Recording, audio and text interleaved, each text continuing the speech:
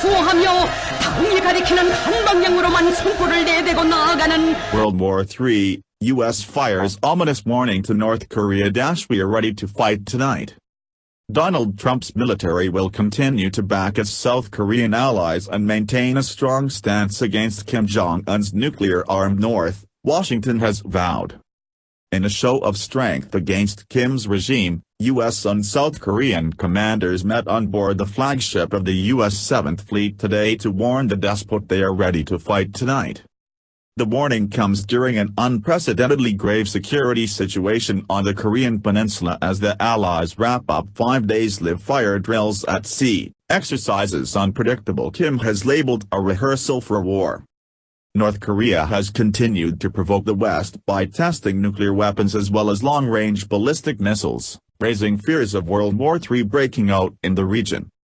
And today, Senator Bob Corker warned the president was taking the U.S. on a path to combat with his approach to the rogue state. General Jong-Un, chairman of the Joint Chiefs of Staff, and U.S. Forces Korea Chief General Vincent Brooks met aboard the massive aircraft carrier USS Ronald Reagan. The Yonhap news agency reports General Jong-Un as saying, amid an unprecedentedly grave security situation, the deployment of Ronald Reagan and its carrier strike group to the Korean peninsula and their joint exercise with South Korea is part of the increased deployment of U.S. strategic assets here. It must have been a strong warning to North Korea. It comes as Donald Trump imposed new tougher sanctions on North Korea for its continued nuclear weapons program. The bill passed by Congress also honors U.S. student Otto Warmbier who died following his detention by Kim Jong-un's regime. Republican Representative Kevin McCarthy said, I do want it noted that the North Korean sanction legislation, we have changed the name.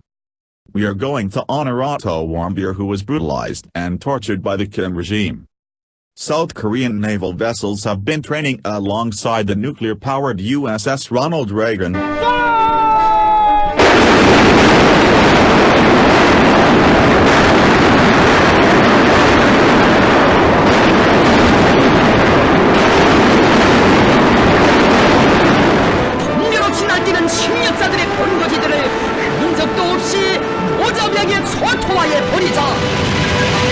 Which can launch up to 90 state-of-the-art warplanes.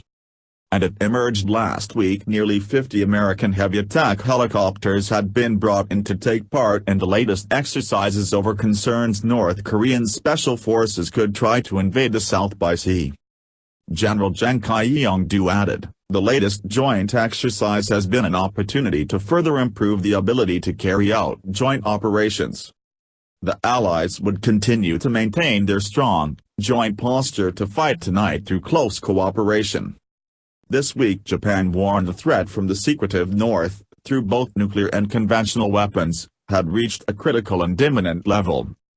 Defense Minister Itsunori Onodera told Reuters, the threat posed by North Korea has grown to the unprecedented, critical and imminent level. Therefore, we have to take calibrated and different responses to meet with that level of threat. Both American and South Korean troops stationed in East Asia have maintained a combat readiness motto of ready to fight tonight in case unpredictable Kim launches a preemptive strike or attempts an invasion of Seoul. This week's naval drills are just the latest in a series of exercises by the Allied forces.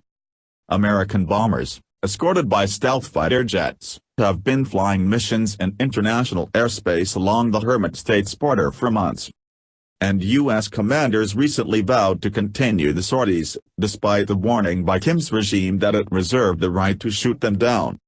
Meanwhile, President Donald Trump and the North Korean despot have continued to trade insults and threats. Mr. Trump has previously warned Kim he would totally destroy the North if it dared attack the U.S. or one of its allies. In response, the dictator called the president mentally deranged and said America would pay a dear price for its threats. The Nimitz-class USS Ronald Reagan was deployed to East Asia in May. The 100,000-ton carrier took part in exercises with Japanese forces before sailing to South Korea for the latest round of drills.